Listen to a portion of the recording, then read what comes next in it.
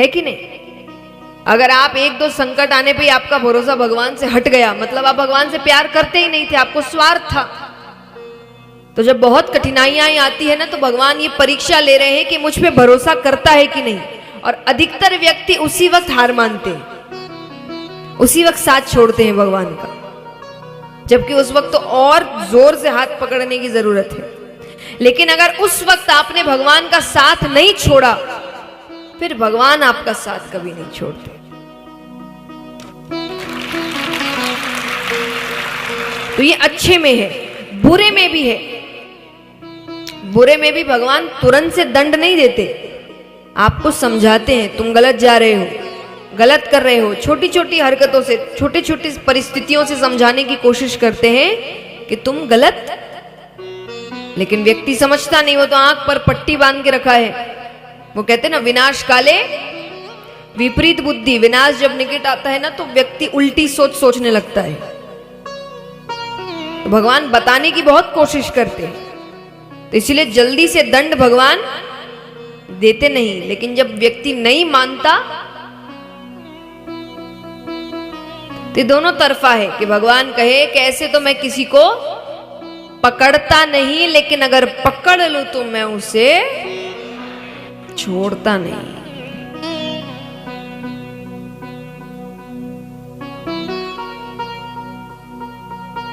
आइए बैठिए, जल्दी जल्दी बैठ जाएं।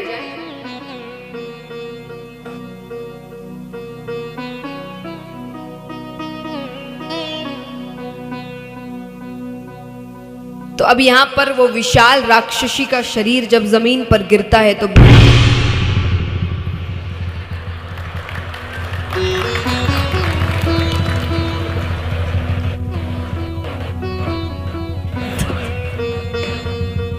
भयानक आवाज होती है।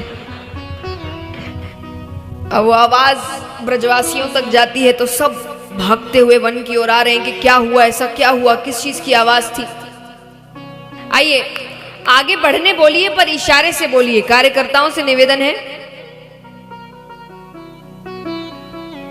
सभी से निवेदन है, थोड़े थोड़े आगे हो जाएं। अपने आप बात नहीं करना है, मुझे समझ नहीं आता है, आगे तो होना है, उसमें मुंह चलाने की क्या जरूरत है।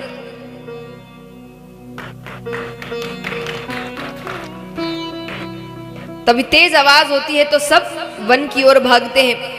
अब जिन जिन के घर में बच्चे हैं, वो अपना अपना पालना देखें, क्योंकि देखिए बच्चा होने से पहले तक दुनिया में अगर सबसे ज्यादा किसी की चिंता होती है तो खुद की। व्यक्ति सबसे ज्यादा प्रेम अपने आप से करता है, लेकिन बच्चा होने के बाद वो सबसे ज्यादा प्रेम बच्चे से करता है। तो जिस जिस के घर में बच्चे हैं, वो सब वो आवाज सुनते ही पालना देख रहे हैं कि मेरा बच्चा कहाँ है। तो यशोदा मैया ने भी अपना पालना देखा, पर उनका पालना खा लिया, डर गई, बेसुध होकर वन की ओर दौड़ती है। अब वन में जब ब्रजवासी पहुंच रहे हैं, तो क्या मतलब सब क्या देख रहे हैं कि एक विशाल राक्षसी का शरीर पड़ा है, उसके ऊपर छाती पर छोटे से, बहुत छोटे श्याम वर्ण भगवान बैठे हैं। यशोदा मैया भी वहां पहुंचती है। अब एक बात बताइए, कोई भी अगर माता पिता ऐसा दृश्य देख ले कि उनका बच्चा ऐसे राक्षसी पर बैठा है, इतना छोटा, तो पहला काम माँ बाप क्या करेंगे? हाँ, क्या करेंगे? तुरंत बच्चे को उठाएंगे वहां से, सब यही करेंगे। यशोदा मैया ने ऐसा कुछ नहीं किया। वो जैसे ही वहां गई, उनकी पहली नजर भगवान पर पड़ी, उसके बाद वो नजर हटी नहीं। यानी अभी तक उनको राक्षसी दिखी नहीं है। वो दूर खड़ी होकर निहार रही है कि मेरा बेटा कितना सुंदर है। इतना सुंदर कोई कैसे हो सकता है? भगवान इतने सुंदर लग रहे हैं। वो भगवान है भाई, अलग तेज है उनके चेहरे पर। लेकिन अब भगवान को लगा कि कहीं, क्योंकि ब्रजवासियों को अलग अलग रह के रही, ये खड़ी है, कुछ कर नहीं रही है, तो भगवान को लगा कि कहीं इनका ध्यान मेरे ऐश्वर्य पे ना जाए, कि ये बच्चा साधारण नहीं है। भगवान ने अंत तक कोशिश की किसी को पता ना चले कि भगवान कौन है। तो भगवान को लगा कहीं ये सब मुझ पर शक ना करने लग जाए। भगवान जोर जोर से रोने लग गए कि मानो बच्चा डरता है ना, अगर कोई भयानक चीज उसके आसपास हो डरता है, तो भगवान रो रहे हैं तो सबको समझ आ गया बच्चा डर रहा है। अब रोने लगे तो ममता के भाव आ ही जाते हैं, तो वो तुरंत यशोदा मैया उन्हें उठा लेती है। नंद बाबा पहुंचते हैं। अब लोग कहे बाबा बाबा आज तो भगवान ने लाला को बचा लियो। भगवान मन ही मन कह रहे भगवान ही बचाएंगे। लेकिन अब इस घटना के बाद यशोदा मैया बहुत डर गई। उनको लगा कि पता नहीं किसकी नजर लगी है कि इतना बड़ा संकट आया है। और नजर लग भी सकती है, क्योंकि देखिए एक होता है आपके घर में कोई बच्चा हो तो आपके मित्र रिश्तेदार सब आते हैं, है ना। अनजान लोग थोड़ी आते हैं कि राह चलता कोई व्यक्ति आएगा और खटखटाएगा और बोलेगा तुम्हारे घर बच्चा हुआ है, ऐसा होता है। वहां कोई भी आ रहा है, हर जगह से लोग आ रहे हैं और आकर के हमने सुना आपके यहाँ लाला हुआ है, बोले हाँ हुआ है, बोले हमको दर्शन करने।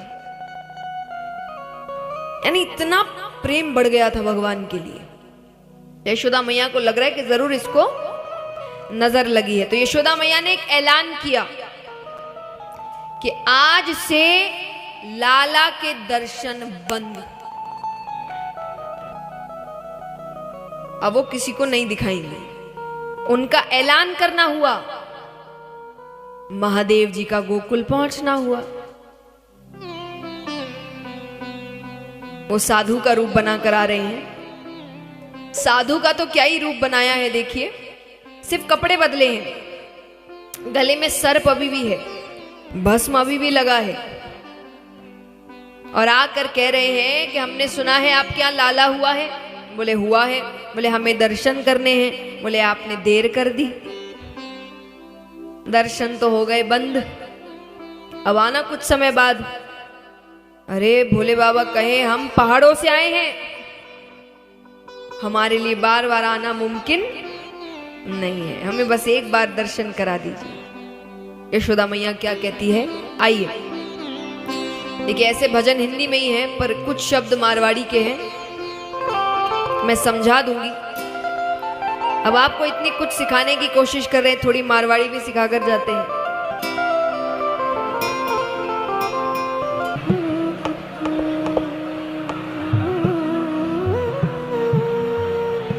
आइए सभी शांति से बैठ जाएं।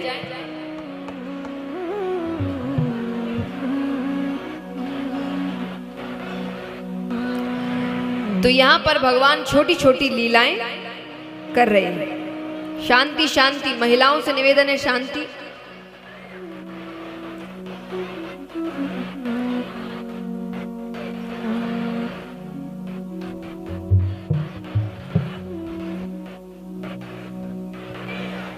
बोली कृष्ण कन्हैया लाल की। तो यहां भगवान छोटी छोटी लीलाएं कर रहे हैं। अब भगवान बड़े हो रहे हैं, तो भगवान की सबसे पहली लीला कौन सी मानी गई है बताइए, जो सबसे ज्यादा जिसने भगवान को प्रसिद्ध किया।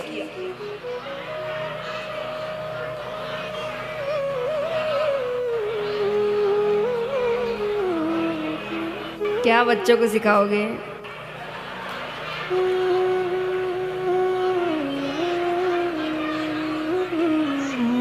माखन चोरी प्रसिद्ध लीला, जिसकी वजह से वो जाने गए,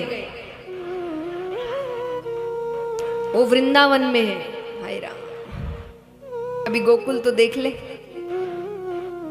माखन चोरी की लीला, तो प्रसंग आया है कि प्रथम करी हरि माखन चोरी, ग्वालिन मन इच्छा पूर्ण कर आप भय ब्रज खोरी, और प्रथम करी हरि माखन चोरी।